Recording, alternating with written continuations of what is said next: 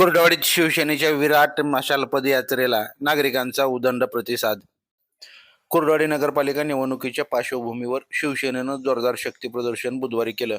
शिवसेनेचे सोलापूर जिल्हा प्रमुख धनंजय डेकुळे यांच्या नेतृत्वाखाली काल सायंकाळी निघालेल्या मशाल पदयात्रेला कुर्डवाडीकरांनी अभूतपूर्व प्रतिसाद देत भगव्या झेंड्याला आपला ठाम पाठिंबा दर्शवला. रस्त्याच्या दुतर्फा जमलेली गर्दी आणि शिवसैनिकांच्या घोषणांनी शहर अक्षरशः दणाणून गेल्याचं पाहायला मिळालं.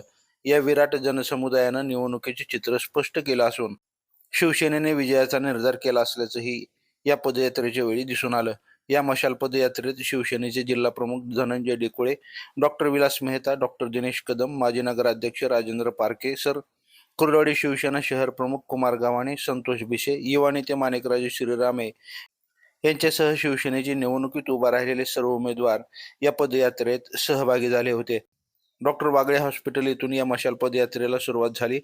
कुर्डवाडी शहरात प्रमुख मार्गावरून मशाल पदयात्रा जात असताना ठिकठिकाणी नगराध्यक्ष पदाचे उमेदवार, जयश्रीताई भिसे आणि नगरसेवक पदासाठी उभा असलेल्या उमेदवारांचे औक्षण करून कुर्डवाडीकरांनी स्वागत केल्याचं चित्र पाहायला मिळालं.